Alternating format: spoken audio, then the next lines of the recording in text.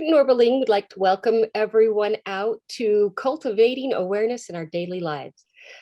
This is class number 3 of a 4-part series that takes a short teaching by His Holiness, the Dalai Lama, Lama Zopa Rinpoche, or Lama Yeshe, and just kind of incorporates it into our daily lives. This week, or this month, we're looking about the importance of developing and maintaining a sense of open awareness, both on and off the mat. And boy, do we need it this time in the world. Our teacher is Eddie Peet, and you can find him at Langri Tengpa Center. I always mess that up. And he's been teaching there since 1997. He's a registered teacher with FPMT and has attended advanced study programs in Buddhist philosophy and practice. Thank you, Eddie. All right, thank you very much, Sarah. And welcome along, everybody. Great to see you again. Let's do a short breathing meditation, and then we'll go from there into taking refuge and generating a mind of enlightenment, and then we can begin our class. So please just get comfortable in your seat. Make sure that your back is straight and your shoulders are relaxed, and you can place your hands wherever you like. You can also keep your eyes open or close them.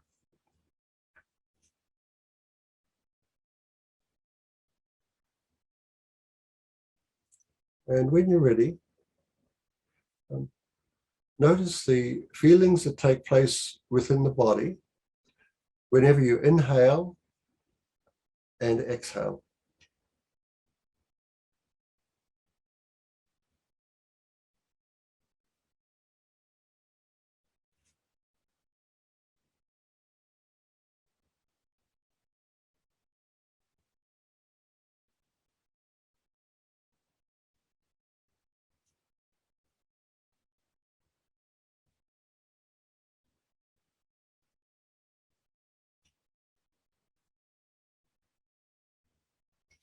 And the purpose for doing this is to relax and yet be focused.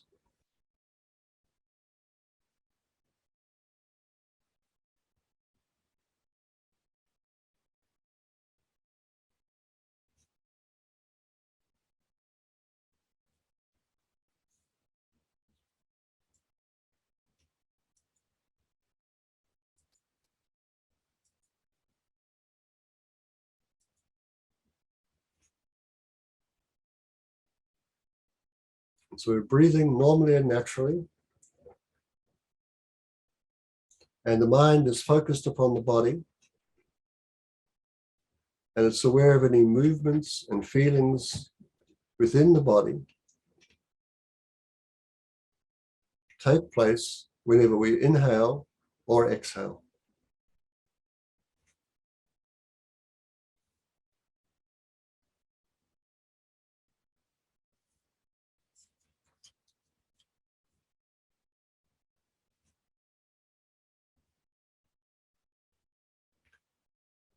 And while you continue to breathe normally and naturally,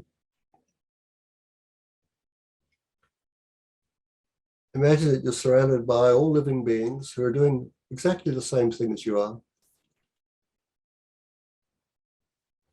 They're all seated and they're breathing normally and naturally.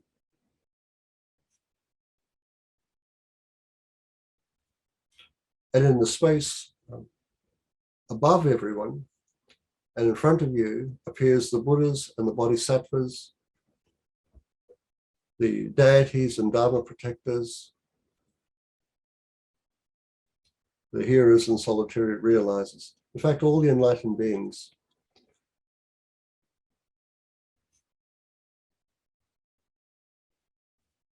And what you're doing is leading all sentient beings to pay homage and take refuge in the Buddhas and Bodhisattvas, all the enlightened beings. And we're taking refuge from suffering and its causes. And we're doing this so that we can be free from suffering and its causes and develop all the good qualities that exist within us in a sort of seed form, in a form of potential.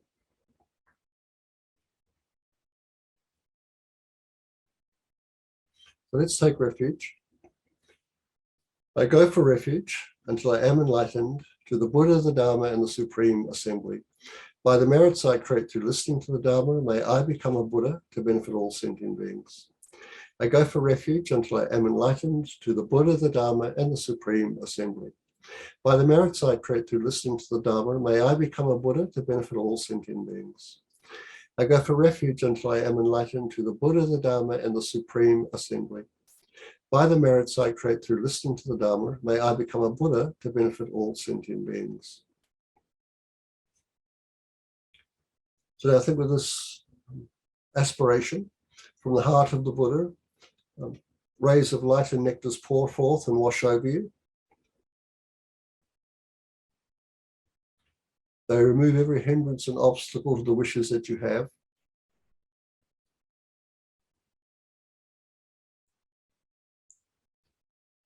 And so that your immeasurable potential of love and compassion, joy and equanimity are actualized. And you think that you really want to establish every other living being in these four immeasurable states.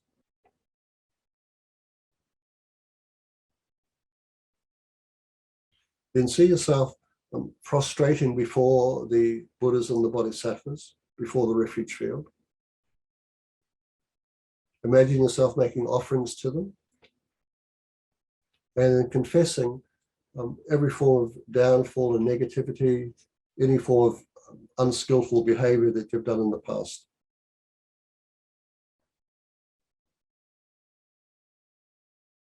You're laying that burden down.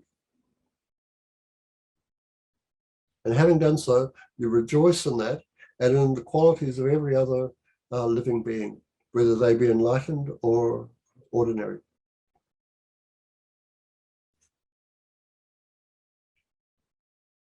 Now you make your own personal requests to the merit field.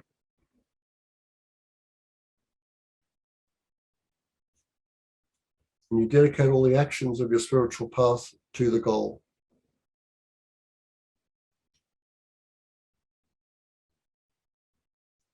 And now we're going to offer a mandala with the understanding that by doing so, all our future resources will be met and our miserliness will diminish and be finally abandoned completely.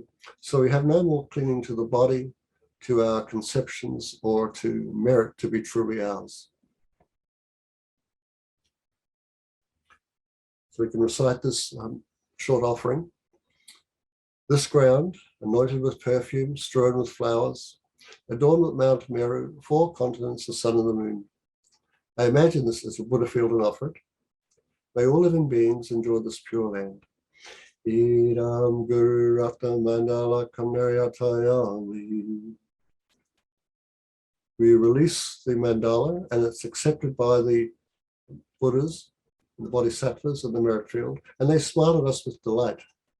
We look up into the eyes of the Buddha. We see him looking at us and we feel accepted and at ease.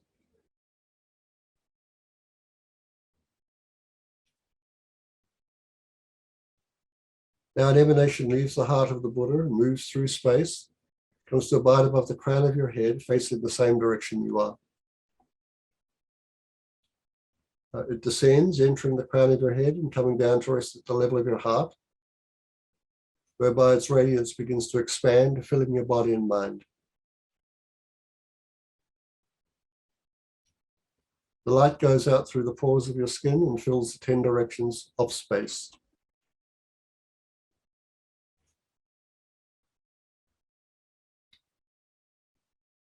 These lights and nectars establish every being within space to be fully awakened, fully enlightened.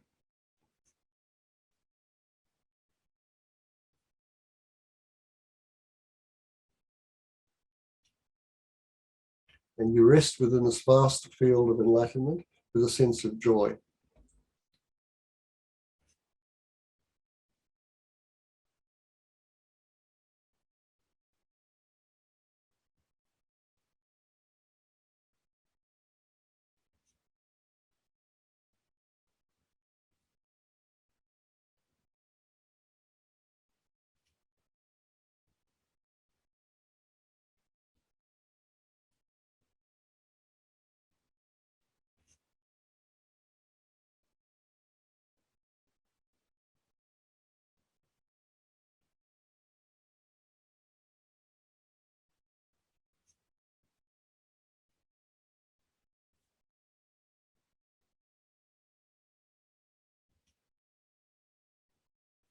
And the light begins to withdraw, re-enters your heart, and you feel yourself embodied in your seat. You think to yourself, well, this was just done on the level of imagination, but nevertheless, I've put in place a seed or a potential for this to actually come about. But to make it actually happen, I'm going to engage in my path sincerely and truthfully and do the very best I can to awaken myself for the benefit of others.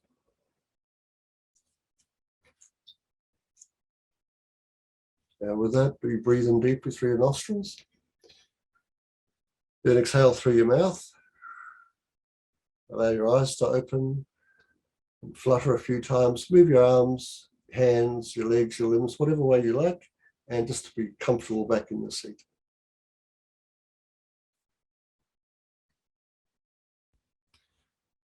So once again, everybody, welcome along to this third class in this module. And we're going to look at, first of all, what we've done over the last couple of weeks. So we looked at what mindfulness is and what introspection is, and I based the presentation on this particular book. Now we know that mindfulness means that it's got sort of three aspects to it, three qualities. It means that you have an object that you are familiar with, you're not forgetful of it, and you're not distracted to something else. So these three qualities make up this term mindfulness: something familiar, non-forgetfulness, non-distraction. And introspection is a repeated examination of the body and mind, so that laxity or excitement aren't arising, or if they are arising, you're aware of it. And we looked last week at anger and how we could use mindfulness and introspection and what we know of anger in relationship to its problematic side and the antidotes to it. In other words, the faults of anger, we need to sort of remember what they are, be introspective so that we know that when we are sort of angry, that we are actually angry, and know that there are antidotes we can use, and these are what they are. We remember them, which is what mindfulness is about, and then we apply them. And we can use introspection and mindfulness to see how well we're doing. And when I went through that, I sort of divided the class up into two sections. One was anger and the faults, and the other side was the antidotes against anger. So this week, we're going to do a similar type thing. We're going to look at, first of all, but this time, attachment and its faults. So in particular, it's sort of a desirous attachment, and how we can use a mindfulness and introspection in regards to them. So that'll be the first half of the class. And in the second half, we'll look at the antidotes to attachment and how we can apply mindfulness and introspection to those antidotes.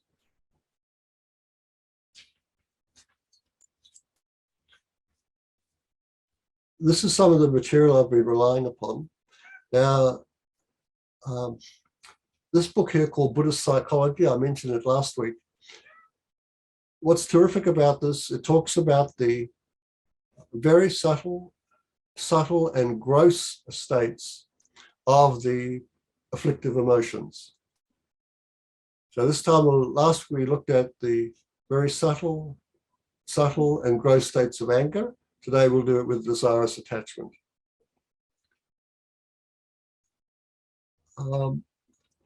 All 6 of the other books deal with the antidotes to desirous attachment. And so here we have Nectar of Manjushi's speech, which is a commentary on the Bodhisattva's way of life. So parting from the 4 attachments, the next one talks about, well, really deals with attachment and how you can, the different types of attachment we have in a very, so in a very vast way, vast in general, but then it gets quite specific about them. these other books, Practical Ethics, Profound Emptiness, Transforming the Heart, and Ari Davis 400, they're terrific. So if you've got a problem with attachment, I'd suggest get to a library or get these books and go through them. They'll help you immensely. And they're quite a hoot. You'll recognize your own attachment. You'll have to giggle at yourself. These authors have sort of nailed it. Change of Heart is a fantastic book for those who are sort of working in communities, mainly as volunteers, and the difficulties and problems they meet. So, of course, they get overwhelmed with the problems. So a lot of resentment, attachment to ideas and so forth. And then they have this wonderful teacher called Untitled Rinpoche, and they talk to him about it, and then he answers them. So it's made up of questions and answers from the people questioning all Westerners interested in sort of what they call peace training, working in the world, helping others. Of course, they meet difficulties. And Eddie, it's also for a lot of people who are working in like social justice areas or with dealing with abuse, all of those really high pressured kind of first responder kind of jobs. Yeah. And really good questions, because there's lots of curly questions in there and the answers are really surprising. Yeah, and just the honesty too, isn't it, of the questioners, the people who've got these problems. It's really good, because it's like we have those problems ourselves. That's what I could meet up with. So I really like that sort of honesty and just coming across like that. The way you'll find in terms of the solutions, these 6 here, very interesting and very useful. And the other Buddhist psychology and the first book we looked at, very good for the definitions and the divisions and all that sort of stuff on the psychology side.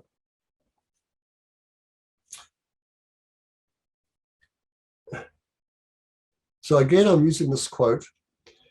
It says, all you who would protect your minds, maintain your mindfulness and introspection, guard them both at cost of life and limb. And Shantideva says, I join my hands beseeching you, please do this. Now he's saying this, he's beseeching us to do this because if we don't use mindfulness and introspection to protect the mind, we will not be able to protect our practice. In fact, we'll end up without a practice. So the very first verse, it says, all of you who are interested in protecting your practice or in having a practice, a training, please guard your mind. If you don't guard your mind, you cannot protect your practice. You'll be unable to protect your training. So you'll see this, it's very truthful. It is the way it is. You'll notice this yourself. If you can't protect your mind from anger or desirous attachment, using what you remember and being introspective to know that this is arising right now, you can't engage in practice. You'll be doing exactly the opposite to what we call Buddhist practice. So that's why these 2 mental factors, mindfulness and introspection, are so important. So let's have a look now at the class. Right? So we're going to start off by defining what desirous attachment is. And this is just like we did last week. Then we'll look at how it develops, some of the derivatives and the different divisions. And then we'll look at the different antidotes. So let's move now to the definition. Does anybody recognize this picture? Does anybody remember what this picture has to do with? Does anyone know the movie?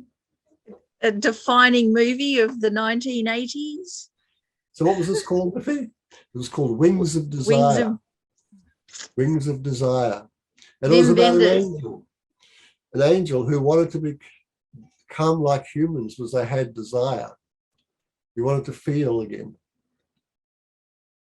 And this whole film was about that. It was a really beautiful film, made in black and white, and the dialogue is just fantastic. So let's have a look at this definition. So you'll see this is very similar to the definition of anger last week.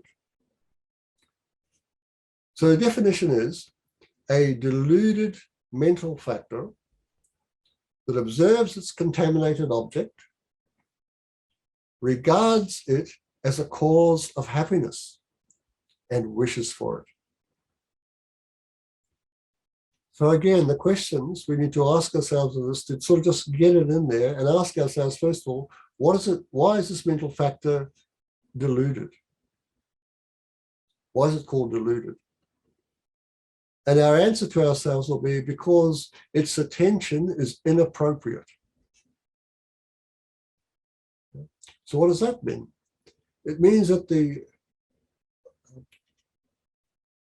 object that the attention is placed upon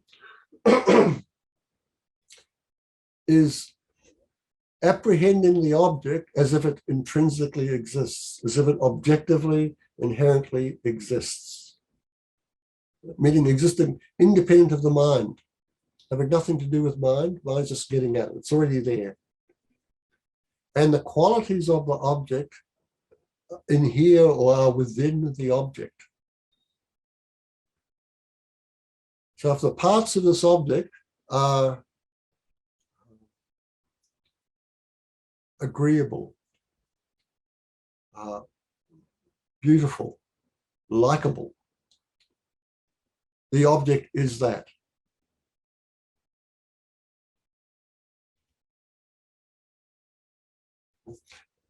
Then we come down to, so it's observing it. It's a deluded mental fact that observes its contaminated object. So this object's not only looking as if it's got the qualities inherent to it, it's contaminated in some way. What does that mean? We'd say, well, it has to do with karma and cyclic existence. That this object that appears good from its own side is related to karma in some way. And not only in some way, but it also has to do with the existence I find myself within, cyclic existence. And it's regarding this object as a cause for happiness, of happiness. And of course, that it wishes for it. So these are the four parts of this definition. The wishing for it, regarding it as a form of happiness, a cause of actually happiness. But it's associated with karma and cyclic existence and grasping at inherent existence. And that way it's deluded. So I've always found it, I have found it quite interesting, useful, and powerful to break these things down and then put it back together again. You know, deconstructing it, putting it back, and then taking an object and saying, like, okay, so, you know, suppose I'm married, suppose I have a pet that I think really is a cause for my happiness. Now, how am I seeing my pet? What's the deluded mental factor saying? I'm saying, well, I'm seeing my pet as if it intrinsically exists. And the qualities that I'm so happy about are coming from the pet itself.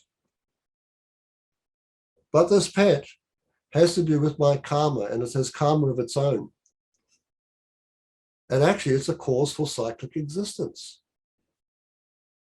But I see it as a cause of happiness. And I wish it, I want it, and I have it. I've got a pet, I have a wife, a partner, or any other type of object that you think, with this object, I'm happy. So you want to sort of play around with it like that, so you can actually know what your mind is doing in relationship to the objects. Now, desirous attachment, as we'll see, it needs an object. You cannot have desirous attachment without an object. Now, the object might be one that you're just thinking about, or it might exist out there in the world, like a pet or a car, a house, or your partner. But it could be just your thought of your partner, your pet, the car, the house. Because they're both objects. Miffy. So you know that when you start thinking about the, you know, the things that you like, you know, like I have a cat, Yep. And so then immediately, though, is the contamination also immediately in there comes worry? Yeah, for sure. That's So right. could And you say, not only worry, but worry could lead to anger. Yeah. So that way it's this contaminated. It's not yeah, this to do with karma. That's right, can produce karmic responses.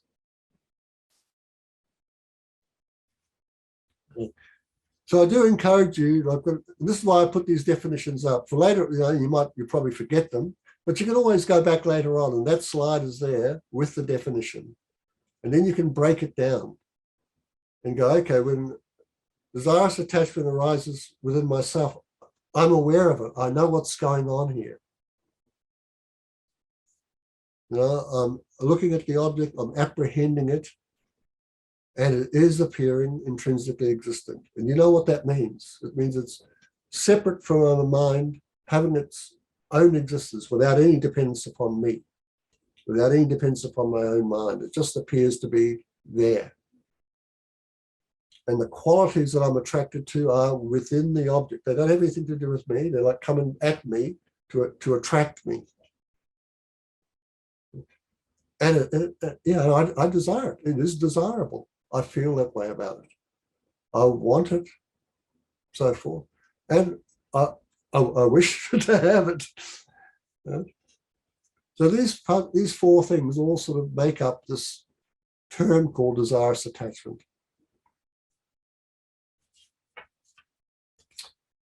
And it has, it manifests in different ways. So it can be very gross. So meaning gross, meaning very obvious, tangible, recognizable to yourself quite easily. The most simplest way I can think of this is what we call lust, right? So lust is one of the manifestations of desirous attachment in a very gross form. But then it can be subtle, whereas actually you can dream about the objects of your lust. And then in the dying process, of course, it becomes even more subtle and it vanishes as the dying goes on. But then you find yourself after death in the bardo and it remanifests again. And this is all coming about because of the grasping. So let's look at this development, but we just go through it quite quickly. So from very subtle, it comes out from the deepest confusion. This is what we call the grasping or the clinging to inherent existence, the deluded factor. Then one of the ways it manifests is selfish concern. And then, of course, the affliction. And one of the terrible things about attachment is that when it doesn't get what it wants, it'll flip over into anger.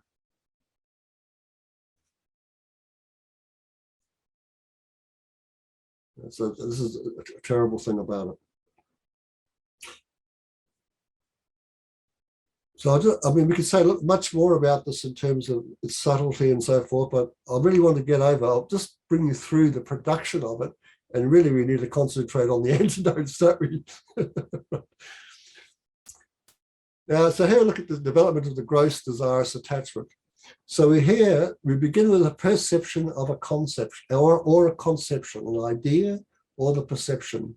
Now, whether it's an ideal or perceived through your ears or your eyes or your ability to touch something, always the object's going to have this appearance of inherent existence, the deluded part that we began with. And not only, like for instance, if it was a pet or a person, right? The good qualities that we apprehend, we perceive or think of, that's all that's going to appear. The negative stuff, one will not. So in that way, the good qualities are exaggerated. They overpower the negative aspect. the other form of exaggeration is it's all coming from the object.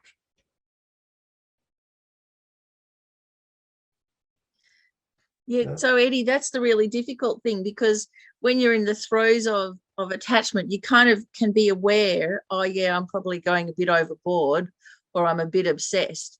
But it's so difficult to remember that this whole thing of how it appears coming from there isn't that way. Yeah. So what we need to do is to have some events take place where your exaggeration is shattered. And you have to remember that. That's the mindfulness part, right? Remember, oh my God, I thought it was like this, but actually it's like this. So I'll give you a funny example. Many years ago, actually, when I first came to Australia, I went round to my mate's place, and they were living in Coogee Bay. This is down in Sydney, and it's a wonderful sort of beachside sort of town, but a little beachside place. Eddie, just stop your screen share while you're telling the story. Okay. I can wave my arms around, and you can all see me. So go down to my mate's place in Coogee Bay. I walk into their dining room, knock on the door, walk in, and there's this young Australian woman. She must be about 17, 18, in a bikini, right? And she's blonde, and she's in the sitting room. And I just go, wow, like I've just got to Australia, and this is what you get to see. And I go, oh my God, you're like, wow, she's beautiful, like, and I'm going to get her, this chick, Then she opened her mouth and spoke, and I went, oh my God. And it was like, on one side, it was like, fantastic, got to have her. And then it was a complete flip in my own mind as soon as she spoke. I didn't want her. I didn't care like how well she looked in that bikini because of what she said and how she said it. That's this way of exaggeration thing. Like on one side, without her speaking, it was all good. But as soon as she spoke, it was all bad. Everything good just vanished. That's how this desirous attachment works. But Eddie, that's the crazy thing, that somehow we think it's an aberration, or once it flips over, that it's not attachment anymore, it's something else. Like we kind of separate those two things out, whereas they're actually part of the same story, aren't they? Well, it's the exaggeration. See, the exaggeration, and you can do it with the negative thing. It's like I exaggerated too on the bad qualities as soon as she spoke. It was like, oh, now it's like completely unlikable. So it's another exaggeration. And then, like, suppose she did something else, so then now I really don't like her. Now I might even speak harshly to her. Right? We could go off to the complete opposite. So I was saying the terrible thing about attachment, how easy it is to flip into anger, resentment, all those sort of things. Now, if anybody's ever been married and had gone through a divorce, that's what happens, isn't it? Huh? Anyway, I'll flip back now. Let's tell you a little story of my own experience with desirous attachment. There you go. So the exaggeration takes place, right? Oopsie. So then there's the next thing is that you believe the exaggeration that you've imputed to the object. So I did that with my story until she spoke. So there's a belief in what you are seeing and thinking about the object. In other words, you think this object is great, is an actual cause for your happiness, is helping you be happy. You like it. And what you like is true. So then you want it. And so, and thing we have in the West is it's like, so now I've got to get the other person and have a relationship with them and marry them and be sort of like fused as now we are a couple, now we are married. Before we were two individuals, we've gone boom, a fusion takes place, it's blessed by the law, and away we go into life. But here you can see the person, taking a selfie of themselves. And haven't you ever heard sometimes where people look in mirrors or in cameras and they don't like what they see? But when they do, it's like, it's the other side, isn't it? This type of fusion takes place. This is finding our desires attaches us to the object so that it feels as if we become glued to it or absorbed into it. Now that, like last week I talked about, it's only when the wish to harm comes about that's actually anger. So here it's this part where the fusion takes place. So Eddie, is fusion like total belief, like falling for the whole shebang of, that's right. Total investment in it? Yeah. So we had that student that used to come here. His major problem was desirous attachment. And so he would go through partner after partner after partner and bring them to the center, right? But it was like fusion, and then the disbelief, the exaggeration of being shown, oh my God, it's an exaggeration. But he always thought it was the woman. Yeah, each one was, this is the one. This is the one. That's right. It's like, hello. Yeah, he never got it, until then he moved over to the Philippines. Like, yeah, that's what men do. Yes. So this is basically this process. And of course it has derivatives. So we'll just have a look at those now. So one of them is this sense of grasping, let's say, like discontent. So others are a sense of self-satisfaction, excitement, avarice, like you want more of it, more of it. Like it's wonderful, but this is the thing, it's never quite enough. So I've got to have it again and again. So Eddie, this one is just great because that's like, when I was drinking, you'd have your glass of champagne or the cocktail, and it's so good. And your next thought is, let's have another one. That's right. It's not like it's so good, I'm done. No. No, and while you can have another one and you're still standing, you still think it's all good. Yeah. So anyone who's ever drank to excess and ended up vomiting, this is how attachment works, right?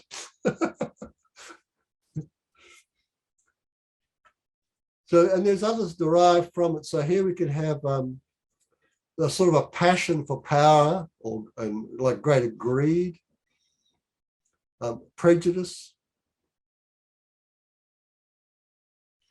a sense of irrationality. And like I said, these are all talked about in Geshe Tashi Sering's book, The Green One, about Buddhist psychology. And of course, actually, from a middle way consequence point of view, attachment is always together with ignorance.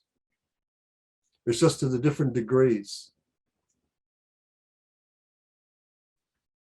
So here they can say they can have a lack of shame, being dishonest,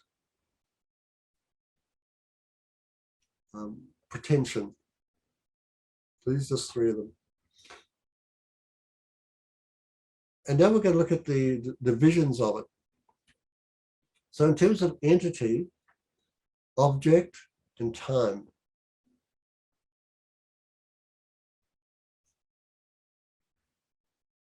Now, these are the first one called big, middling, and small. So last week when we talked about anger, it had, in terms of entity, 9 different stages or sizes. But attachment's got 81.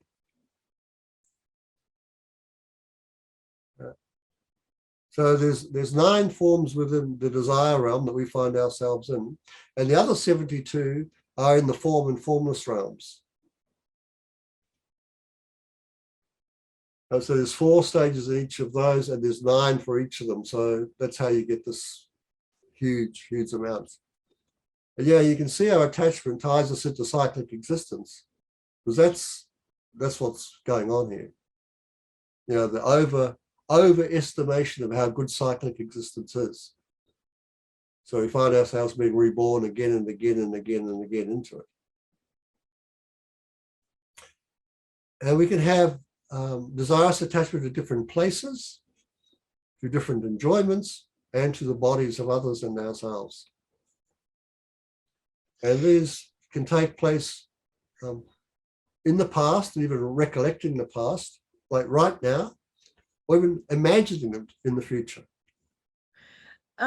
Eddie, also, I'm not sure if in America you have this, but in Australia we've got this TV show called Married at First Sight, otherwise known as MAFS, and it's so horrible. I can't watch it for more than a few seconds each time, but it's really all about this, isn't it? Laid bare, raw in all of its great embarrassment. Yeah, so this, I mean, in a way, in a sense, it's a great teaching tool, isn't it? Yeah. If you can stomach it, it could be really good homework. That's right. You have to say, don't let this happen to yourself. Like, is, you know, the kindness of these people suffering so greatly should be used by me to teach me something, which is how not to behave.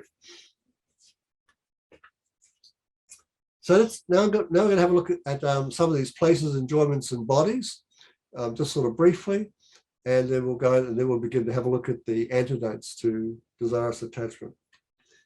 So here I've got a picture of a river and a scene taken in New Zealand. So, I mean, it's not uncommon to get attached to places, is it? I mean, there are different places we go around the world and we go, wow, this is beautiful.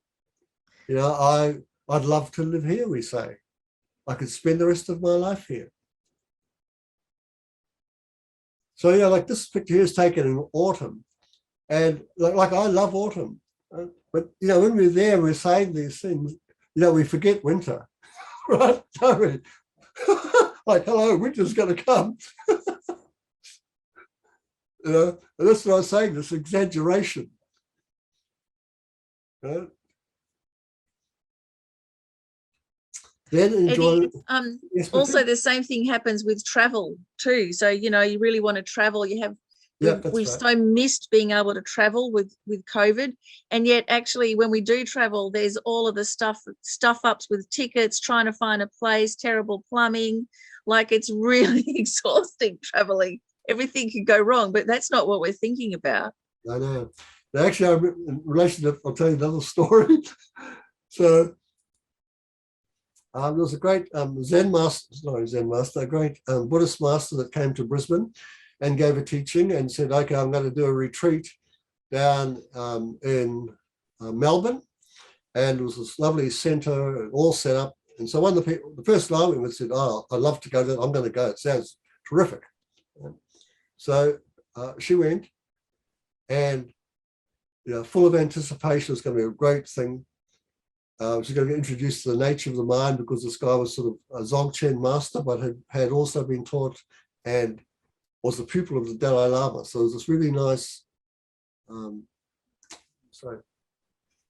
nice thing between the Gelugpa and the Nyingma traditions here. You know? So it was a big deal.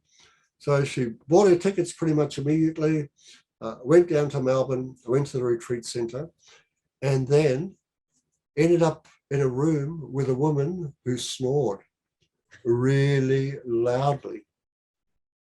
And no matter what she said, this woman would go, yeah, yes, I won't. And then she'd snore again.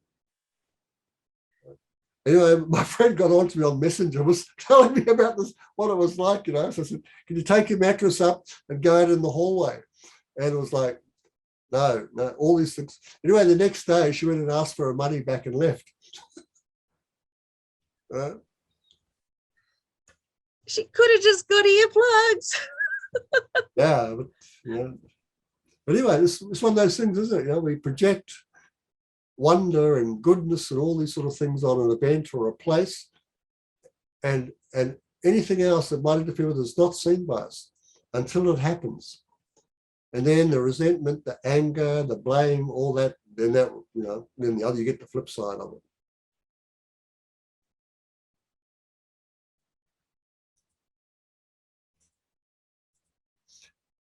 So we also have attachment to what we enjoy. So some of the things we enjoy, there's lots of blokes who love to go hunting and fishing. And if you know, from a Buddhist perspective, you mean, so you like to take the lives of others. And they go, well, no, they're not even thinking about that. I said, no, I just like to be out there, on the boat, or I like to be walking through the bush. But then the end result of it is that you come home and you've taken the life of another living being. So attachment can also lead to killing, which it often does. And there's a sense of joy in that. Here's other forms of attachment towards gambling, entertainments, like movies, music, dancing, eating, drinking. These are all forms we can develop desirous attachment to. Now, I should point out here that it's not the objects that are at fault. It's how we're relating to them. It's the mind of desirous attachment. That's what's faulty. It's not the objects. And Eddie, this one too is very pertinent because, like, in this time of COVID, people just kind of the attachment to, I just want to be able to go out dancing now. I'm over COVID. That's right. That's right. And then, you get a whole nother wave because just ignoring the results. It's not that dancing is wrong, but in a situation it can harm. Yeah, that's right. And we're not seeing that it can do, or we disregard it. We choose not to acknowledge that. So me, I like, I've got quite a few shoes and quite a few suits. I like dressing up.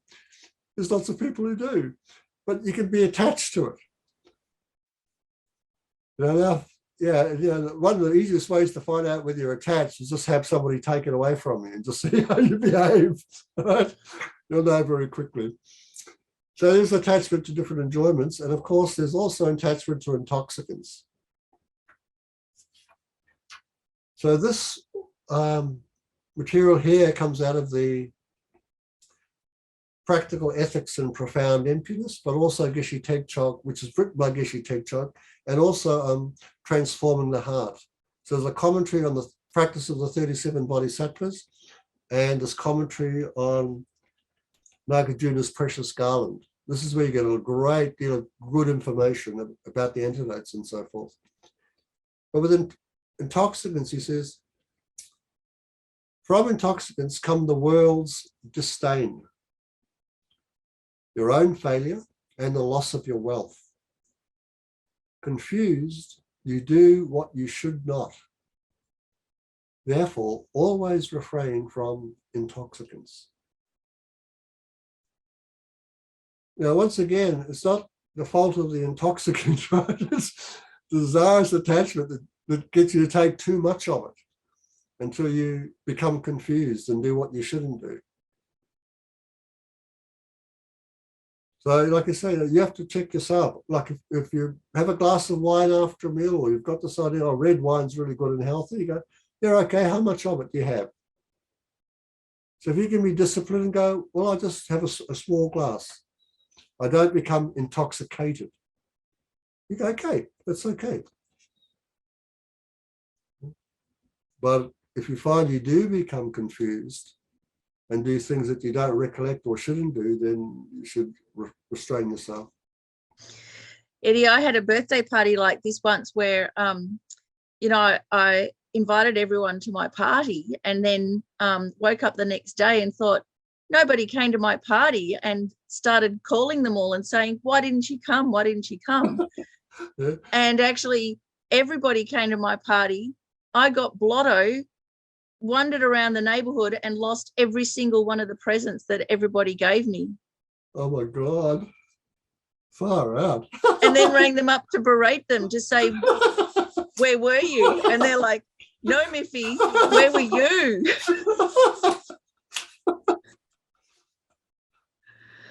I think it's great being a Buddhist, isn't it? Being able to look back over your life and reflect and go, oh yeah, I know what desirous attachment is. I had a dose of that once. and still be lucky enough to be alive and laugh about it and go, yes, I know. It's a nice thing about getting a little older. Some of these delusions, we can go, yeah, I know about that. I know about that. Problematic. So attachment to gambling, here again from Nagarjuna. So gambling causes attachment, unpleasantness, and anger, deception, trickery, and an occasion for wildness, lying, pointless chatter, and harsh speech. Therefore, always refrain from gambling. Well, I could tell you a few stories about gambling too, but we've been here for quite some time. I think it's quite obvious, isn't it? So with this type of quote, you can see Nagarjuna putting up all the different faults that arise from gambling. And when I was sort of trying to become a professional gambler, I remember going to places and watching people who weren't professional. They were addicts. Right? And they're like hungry ghosts. It's a terrible thing to be around an addict of any type, really. But the gambling addicts were really obvious to me. Go, oh man, these are the hungry ghost type people.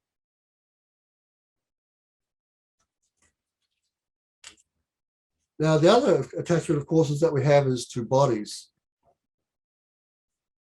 So again, from Nagarjuna, he says, one who lies with this filthy mess, covered with skin moistened by those fluids, is doing nothing more than lying on the other's bladder. Yeah? So I'd like to read you a couple of other verses from this this book, but I just love it. Right? He says, the mouth is a vessel of impurity, with putrid saliva and gunk between the teeth. The nose is a pot of snot, phlegm and mucus, and the eyes contain eye slime and tears. Like unknowing persons who have become attached to an ornamented vessel filled with filth, ignorant and confused worldly beings are attached to the bodies of others. That's great, isn't it? This is one of the major techniques of getting rid of attachment, especially to bodies, is to just take the ugly side. And so focus on the ugly, you won't be attached. That's one of the methods.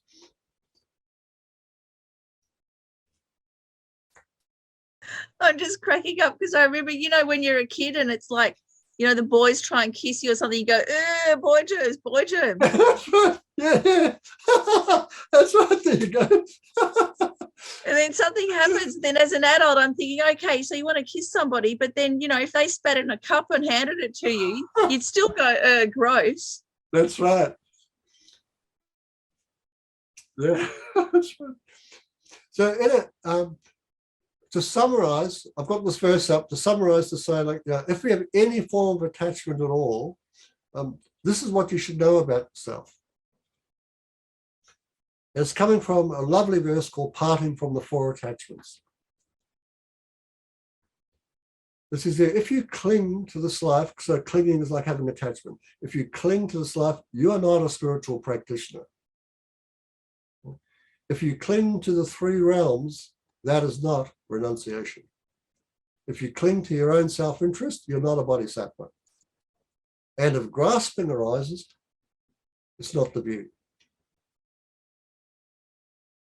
So when a few years ago I went to a teaching, the first time I heard this was given by a marvelous teacher called Triken Chogyam Rinpoche, who was one of His Holiness's teachers.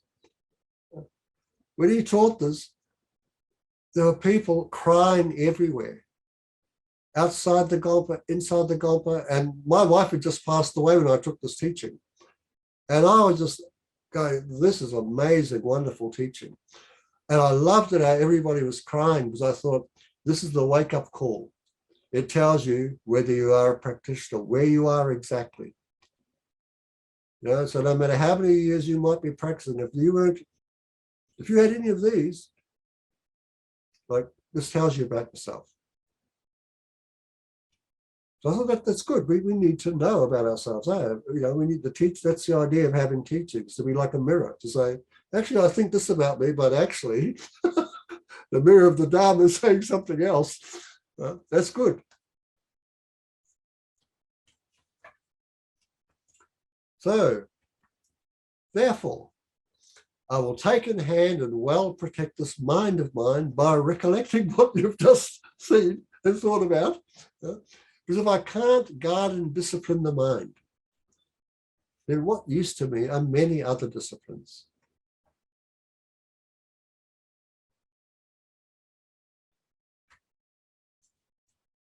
So, in other words, try and get that definition in there. So you can know, this is desirous attachment. It's happening to me. And this is why it's happening. And you can go, is it gross or is it just sort of subtle? It's like, yeah, I am actually attracted to them, but no. And then you go, yeah, but actually, I still am, even though I'm not doing anything about it. It's in my mind, I'm thinking about them. What other sort of divisions are there, etc. And sort of, once again, come back to that definition, knowing this is a deluded mental factor. Well, like how? Why? How? It also says it's exaggerated. Am I exaggerating their good qualities? Am I only seeing what I find likable about them? Because if I am, that's attachment. Do I want them? Do I want to possess the object? Now that's the clinging and the grasping. So not many disciplines, isn't it? Just recollection, mindfulness, and introspection. What's my body and mind doing in relationship to the subject? So we know that. Now that's the first part. Now we can use this mindfulness and introspection on the second part, the antidotes. Right? So let's have a look at those now.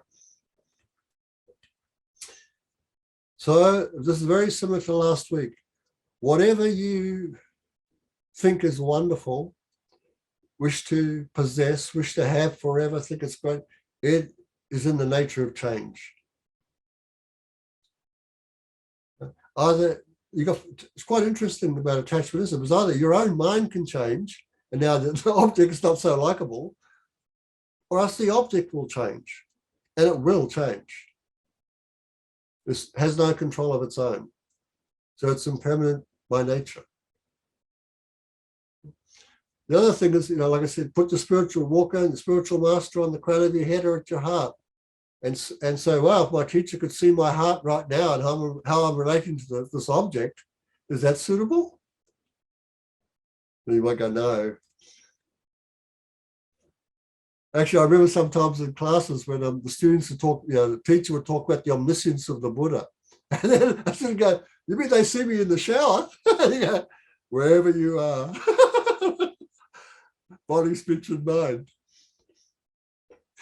So if you recollect the spiritual friend, we can sort of put a little break on the desirous attachment.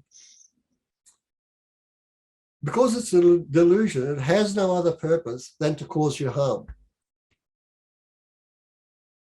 So this is something to remember. We actually think that desirous attachment is a good friend of ours, bringing us closer to the objects that we want to make us happier. But in fact, the long term of it is to throw you into the lower realms. In particular, what they call the realms of the hungry ghosts. Now, there are a lot of faults of desirous attachment, which we've already seen a few of them, but we'll come to that a bit more. Like I said, it changes. Like I said with the girl in Sydney, body looked fantastic, hair, face, beautiful. Then the mouth opened. Oh my God. A lot of desirous attachment, when we look at the 10 behaviors, the 10 unskillful behaviors of body, speech, and mind, are arising from envy.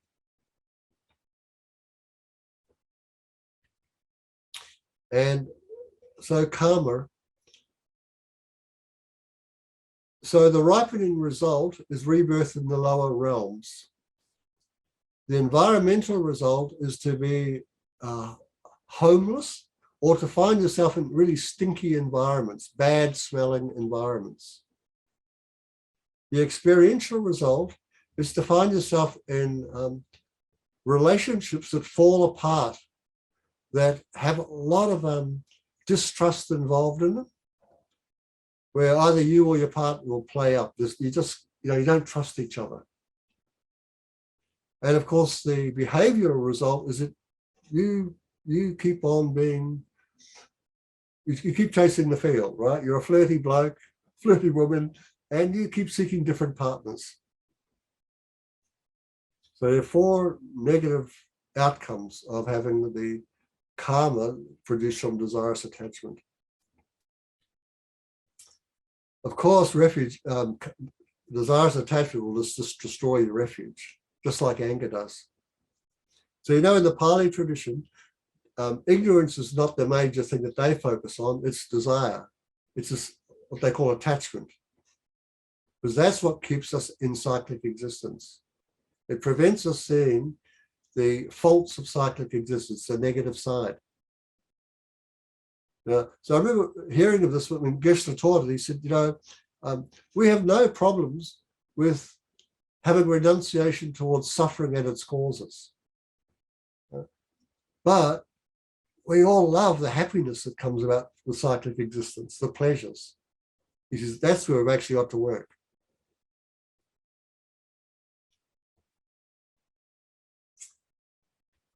In the middle, we know that there's a truth of a path, meaning, in other words, there's lots of methods we can use. And these methods can be of a long-term nature or a short-term nature. In the short-term, temporary way, one of the major ways is, like I said, is look at the ugliness or the faults of the object. So one of the things I did when I got married, and we made the vows, was like, so I'm looking at my wife thinking, like, it doesn't matter how much I love her, death is going to separate us. That is a certainty. So to cling to it, is, like some people do, eh? It's like, I need you, don't go, all that sort of carry on. You go, hey, they're going. They're going or you're going, but you're not staying together. This togetherness is for a very short period of time. You are going to separate. We are all going to separate. So don't cling.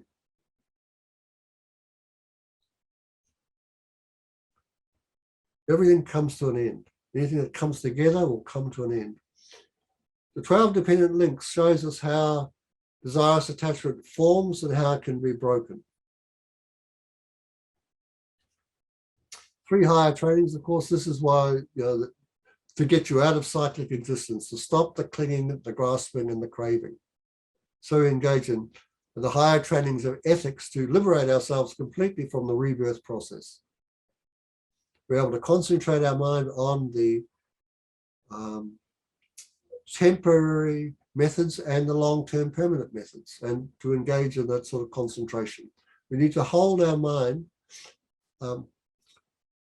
on the antidotes.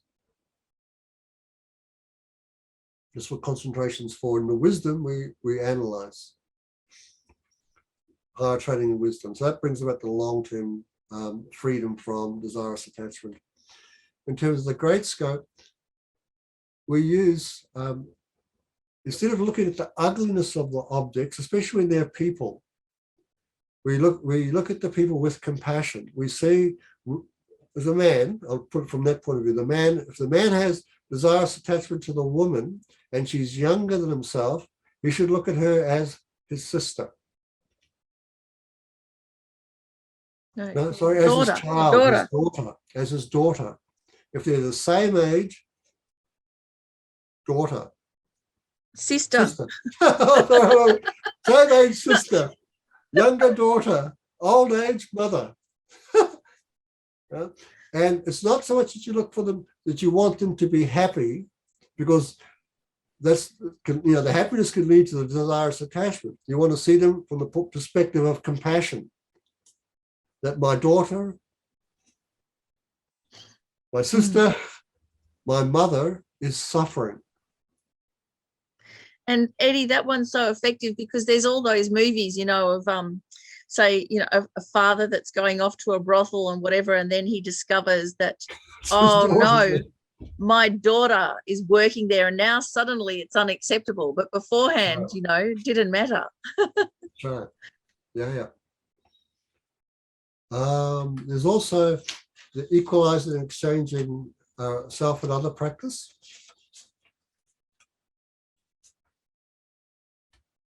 A thought transformation. Well, that's a fantastic practice. So, yeah, it's like, so once if you can actually notice that if your desirous attachment is so strong that's leading to lust, you want to have sexual relationships with the other person, but it's not happening yet, right? You can know how weird that is. It's not a peaceful state of mind. Yet that is the mind of anybody in this realm, because we are in the realm of desire. This is called the desire realm we're in. Because any object that our senses can apprehend can produce desire. So it's an uncontrolled state of mind. It's a, you know, wow, there's so many people, that's all they're into. Having families, having kids.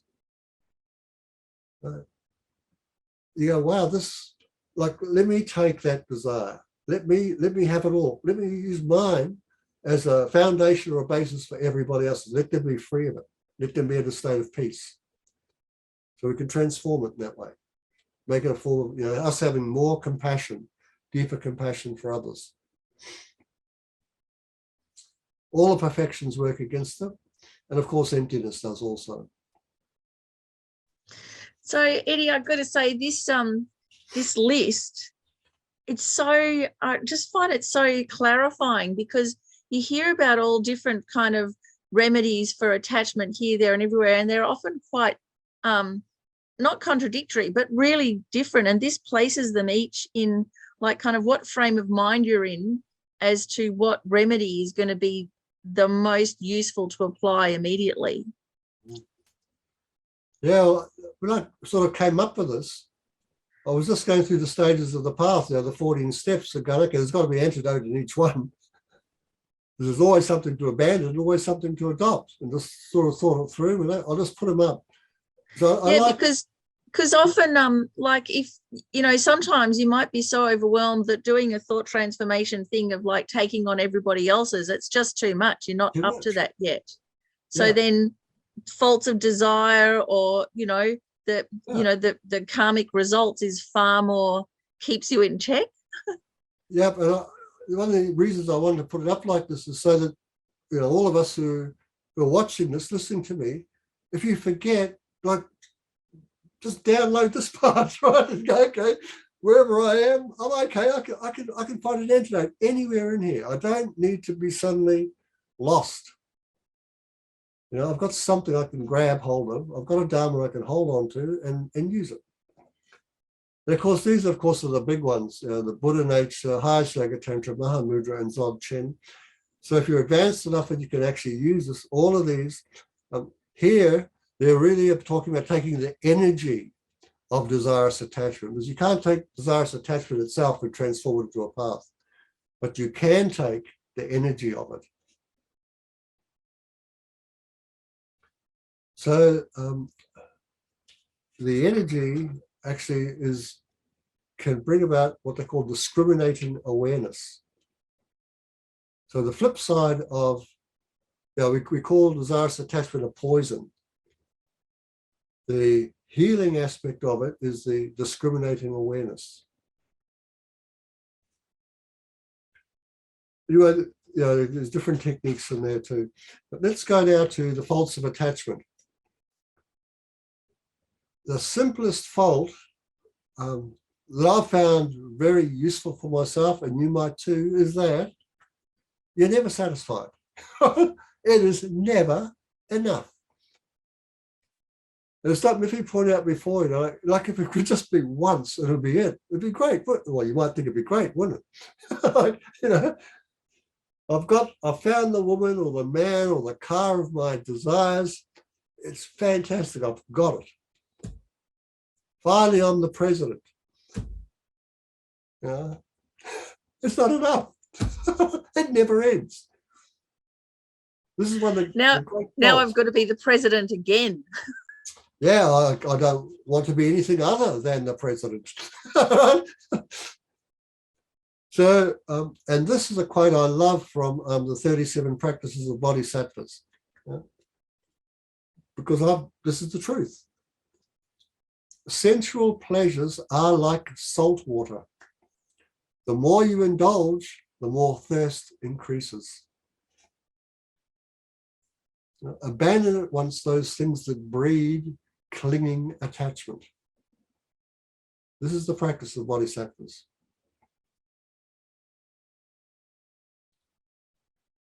So when I was much younger, I was I still am in many ways, quite an extremist. So of course, yeah, like hey, you have to investigate pleasure to see what it's about. Like I used to wonder why do people drink? Why do so many people go to the pub and drink? Like, my father used to drink. I have to ask him. And it's like, you don't get a good answer. There's no answer to it. It's like, oh, I'll have to find out. And so I would do that, for all sorts of different things. But, I'm trying to find out what's the point here. And like I said, it just increases. There's nothing there. There isn't an end where you go, that's it. I've got it. It's never like that. But so some people just keep going and they die. And some people keep going and they get very, very sick or they end up in jail. But finally along the way, like every addict goes, it's not working. You have to abandon it. So please don't go down to such an extreme where you suffer so greatly that you can't come back. Just read the Dharma, study the Dharma, think about it. You'll discover this is true. And Eddie, even though it's quite confronting, it's like we're all addicts. And there was actually a teaching that Venerable Robina gave, where she started the talk by saying, well, folks, we're all junkies. And a couple of people stood up and left because they went, no, I'm not. How very dare you say that? But actually, we're all addicts when it comes to samsara. It's just that, we can, for most of the time, maintain our addiction, but it's a continuously anxiety-riven state. That's right. We've got a good dealer. We've got a good supply. It's no problem. Yeah.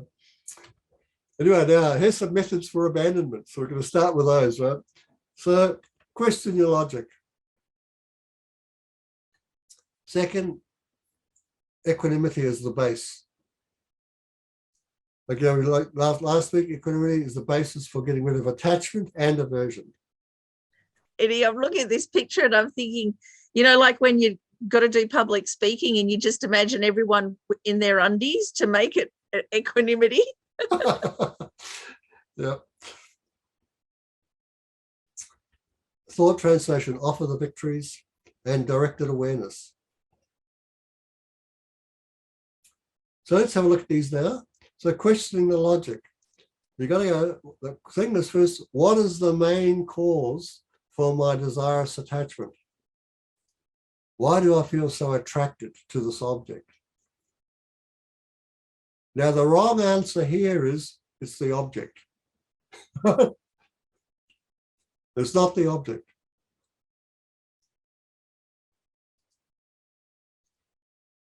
Convince me. Well, because if it were the object, why do you lose interest in it? Yeah, that's right. So once you get it, then it's like, it's not what I thought it was. That's right. So I said the major causes is this that type of attention, this attention that's wrong. So the exaggerating attention is that's actually right. what's causing all of that anticipation. It's not the object. It's not the object. Excuse me, Eddie. Yeah. Yep, Sue. Why wouldn't you say the seed of attachment? Well, you could say that as being the major cause. Yeah, that's no problem. You could do that. Thanks. Yeah. But the major thing is that there's nothing external to you. That's the major thing you want to take away, that, because then it comes back to an investigation of oneself and one's own mind and how it's behaving. The other thing that you can find really interesting to do is just think of an object of attachment. Just imagine one. And then just see what the mind does with it. And you go, well, there's nothing out there. So, like, obviously, it's got to be coming from me. The mental stuff. What's the main cause? I keep thinking about chocolate. Yeah, that's right. Well, you know, you say that, now my mouth just started going a little bit yummy. Or alternatively, Eddie, like, you know, last week when we were just before we're going to start the class, we got that delivery of these exclusive gourmet ice creams. So guess what's happened all week? Eddie's had ice cream for dinner, like for 3 nights in a row. And then when we went out last night and afterwards the people we were with said, oh, so shall we go get ice cream for dessert after the concert? And Eddie's no. So they asked us what we'd like to eat. I said, anything but ice cream. Yeah. So we can ask us once again, whatever the desirous attachment depends on, it always needs an object. So you will have an object before your mind, whether it's a mental one or one, you know, your senses can get at. Without that object, your lust, desire set won't arise.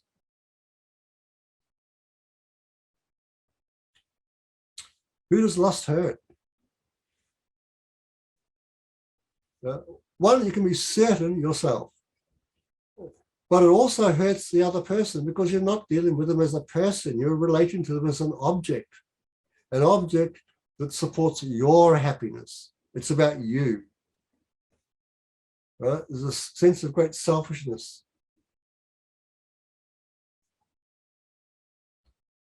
And lastly, is what you're thinking true?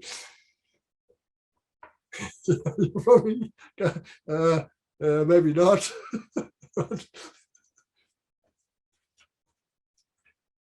I'll just whiz through these others. I see we're coming to the end. So once again, we had these up last week. We've got the 3 types of impartiality, or what we call equanimity. The first one is just the wishing. Well, you know, we could wish ourselves to be free of lust, desire, attachment. We could wish others to be so. We need more than wishing. So we have to do something. So we have to overcome our desirous attachment. That's what all the methods are for. In terms of the great scope, you'll see that you have to overcome favoritism. You know, with the thing is with attachment, you like some and you don't like others. You like them when they're like this, but not when they're like that. So you can see once again a type of development that has to take place over time.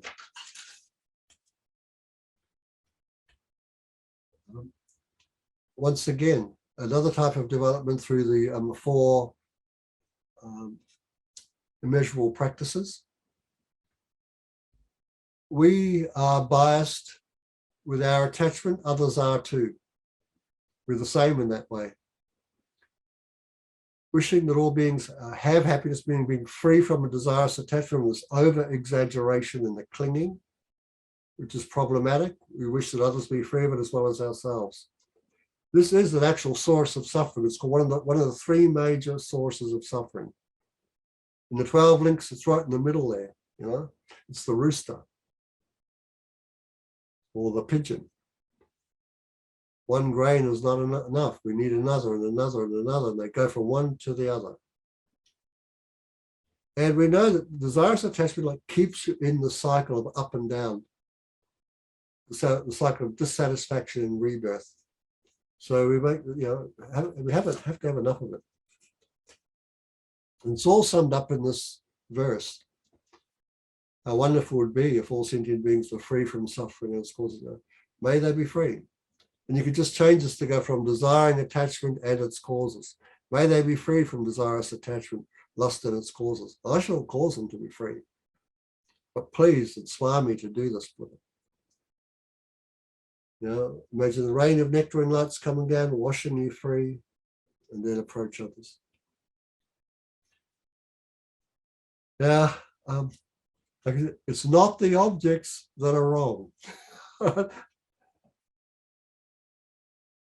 We can use these objects, if you're skillful, to develop greater compassion. So we can see it as something valuable. Like I say, you know, when we see addicts, what often happens is aversion arises, right? Which is the flip side of the attachment. So we go, wow, these people have ended up in this state through this great attachment to pleasure. There's the other side about intoxication, and now the world looks upon them with disdain.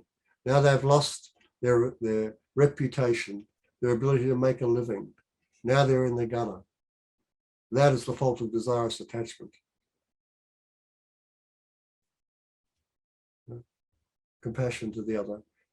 And we could so easily find ourselves in the same situation. So compassion towards ourselves, you know, make sure we don't put into place the cause and conditions to come together and get into trouble. Eddie, can you just spell out for me, like this one's called Offering the Victory. It's not immediately obvious to me exactly what it is that we're offering. Well, like for instance, in this case, well, so suppose somebody else has an opinion that goes contrary to your own. So then they say what they wish to. Now, it's quite easy for them to have attachment to that opinion, to overestimate their opinion. Just as it's quite obvious to us, we can overestimate our own. So in that sense, you can offer victories.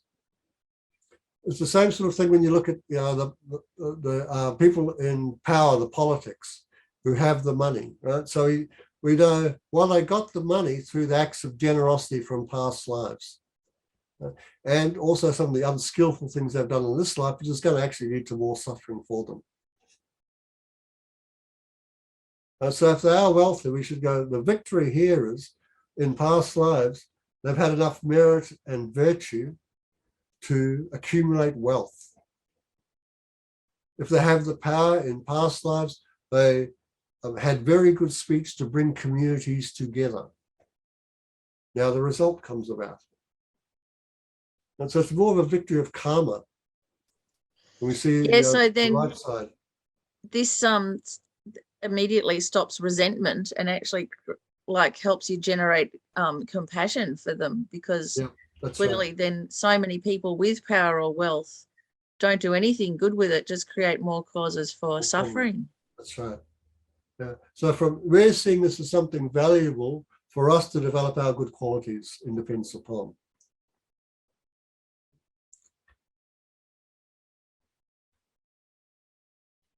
Man, you've really gone to town with pictures today, Eddie.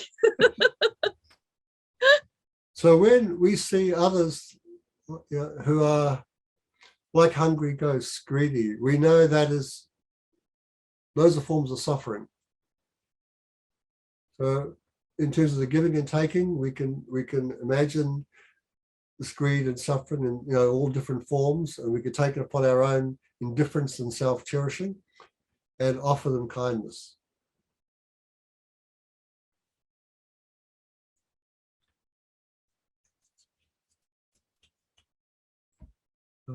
We're on time. I had this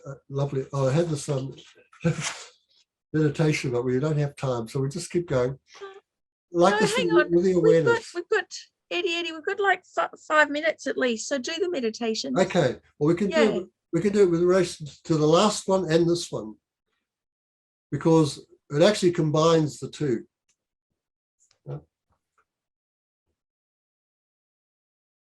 So when we see others, okay, so just get comfortable. Just breathe in deeply and exhale.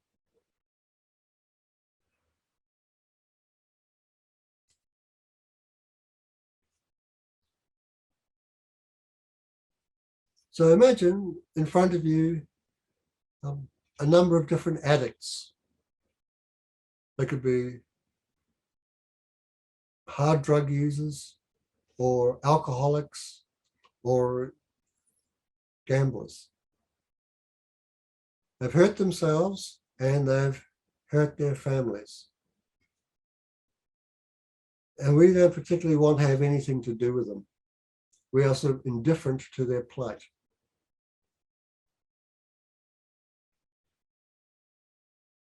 We recollect that the plight they are in, the problems they have all arisen from attachment. And we have attachment too. So we think, okay, I want them to be free of desirous attachment. How wonderful it would be if I could just take all their desirous attachment and place it upon my own. So there's a heap of it, so large and heavy.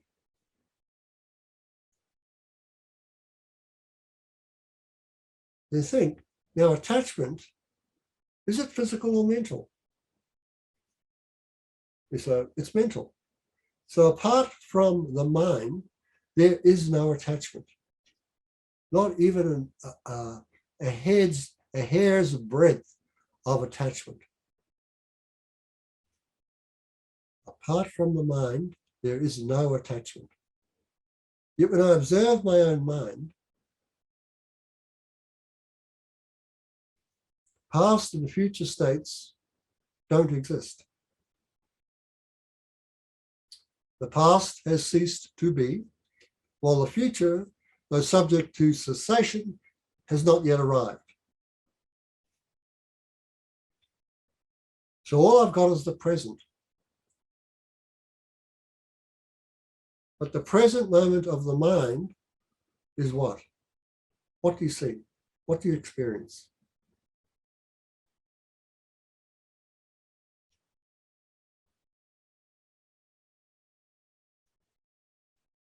It has no shape or color or any identifiable characteristic.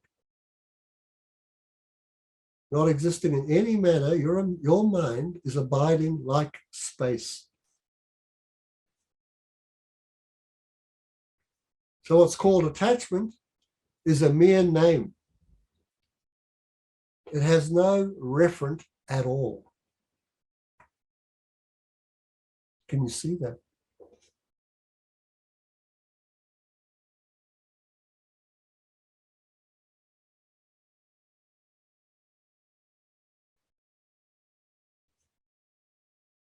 So you just rest your mind in that state for as long as you like.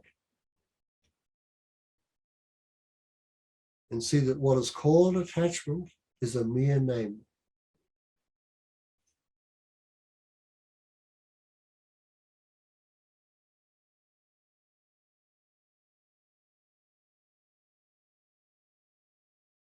And now breathe in through your nostrils and exhale.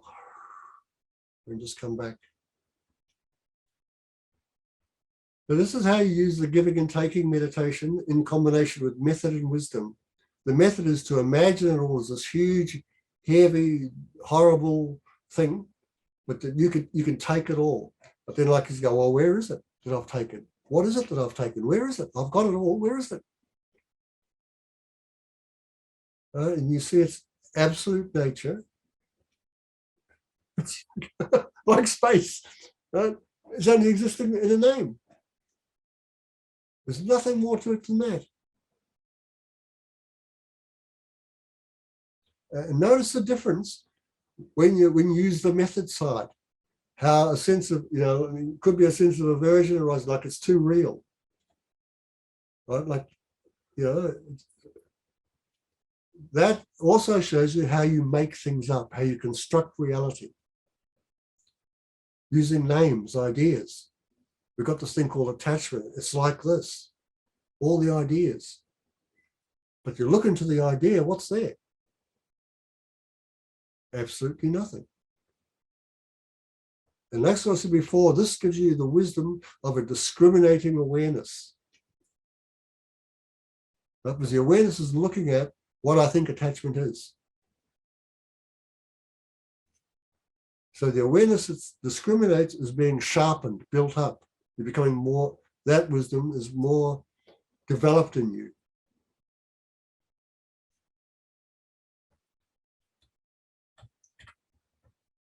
We see it's in none of those places. So if it's in none of those places, it can't truly exist. It can only exist in name.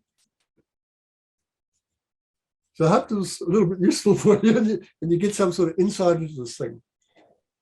Because you can do this wherever you are. It certainly gives an immediate sense of relief, especially when you say about, so where is it? It can only be in the mind. Yeah. That whole aversion to no, I don't want it. All that panic and aversion just like dissolves. That's right. It's never been true. It's only when you don't look, it's only when you don't analyze that it appears true and real, and you get the terrible experiences from it, because that's the only way your nervous system and mind can respond to it.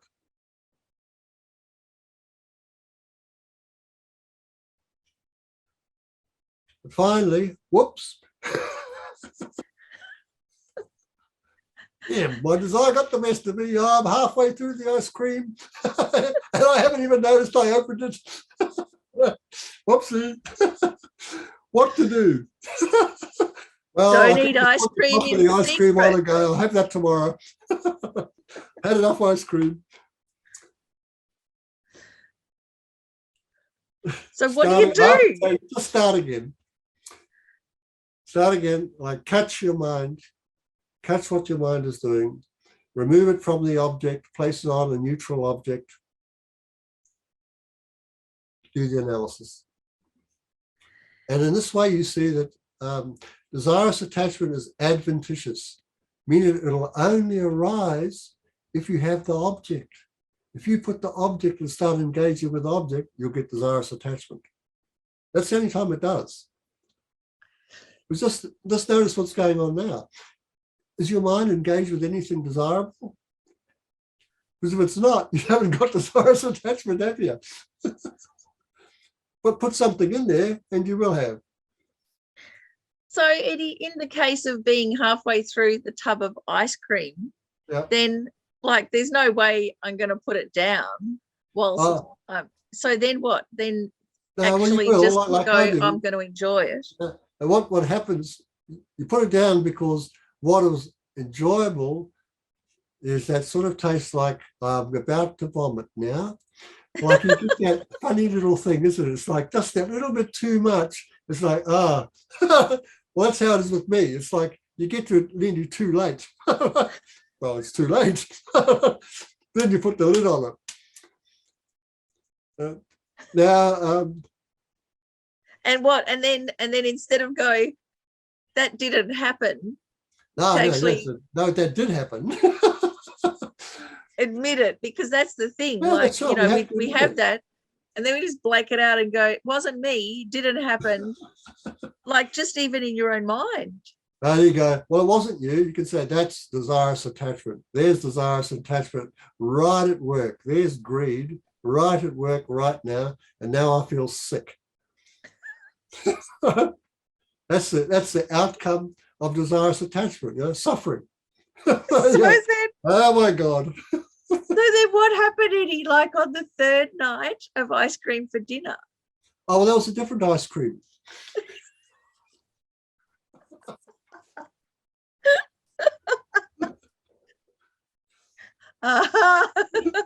Yeah, so it depends upon like how bad, like I said, what I keep thinking about that ice cream is how much sugar is in it, and how sugar being at my age is not such a good thing.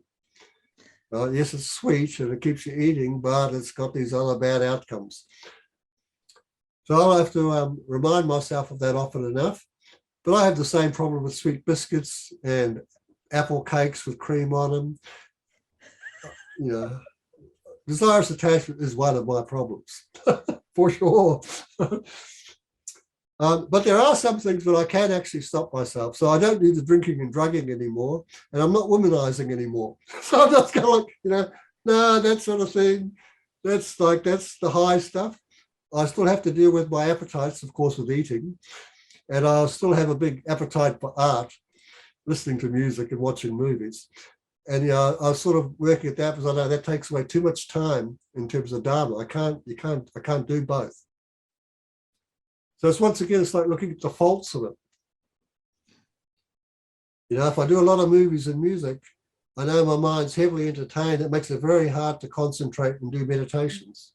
No, then I waste a lot of time. Well, I mean, it feels all good, but look at the end of the day, what have you got?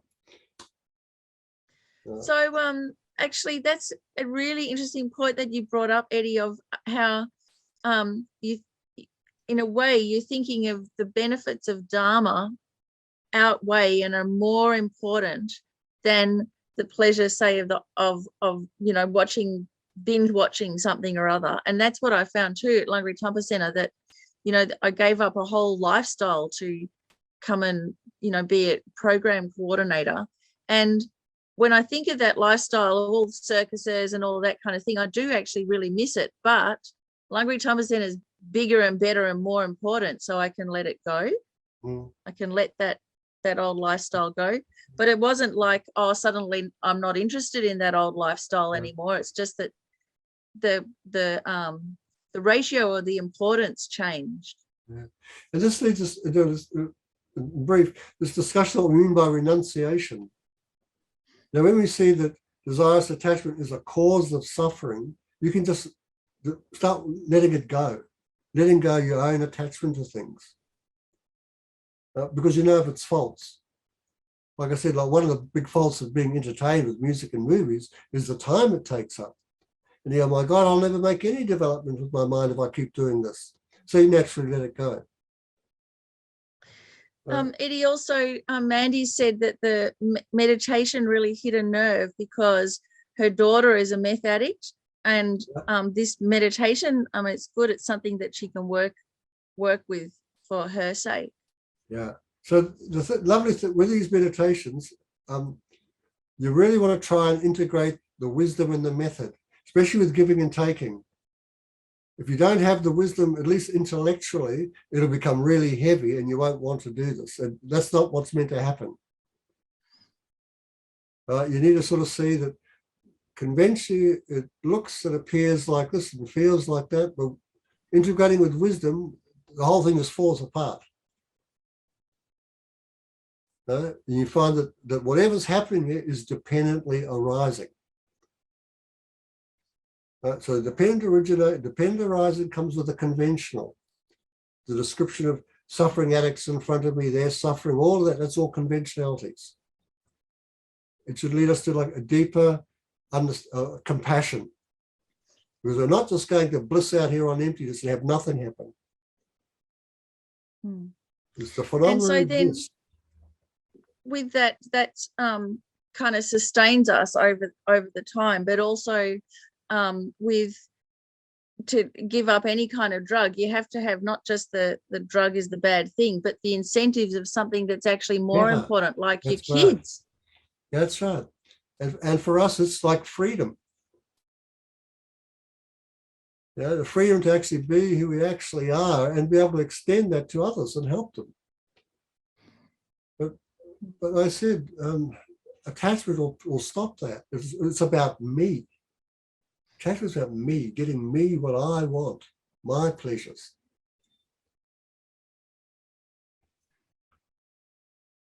So, hopefully, we know a little bit more about attachment. We know what its faults are. I said the fault is you never get enough. You can never be pleased by going along with greed and desirous attachment. It will never, ever be enough. You know some antidotes? Eddie, Pauline says... She's got to go? Pauline says, it's true. Moral aspects, they are suffering, and we can offer compassion rather than control. Thank you, Charlotte. Thank you for passing that on. Yeah.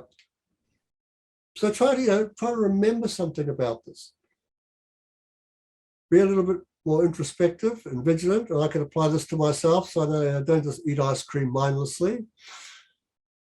Don't engage in the objects of attachment mindlessly. Put your mind on it. Try and understand what you're trying to do. Develop more compassion, more kindness.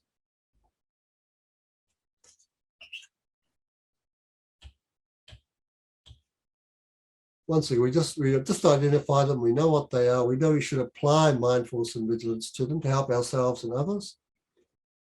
And during the week, find out whatever you can about attachment and how you can respond to it more mindfully and more vigilantly. Next week, we'll do the same against the prime minister of all disturbing emotions, this grasping at inherent existence. What can we do against that? How can we oppose it? When we're off the cushion, is the major one. On the cushion, it's quite straightforward. It's off the cushion, it's difficult. So we'll look at that again next week. I just want to say thank you again for being here and giving my life some meaning and talking about things that I found incredibly interesting and useful. So we'll dedicate our Next slide, honey. Our listening to this and our responses to it.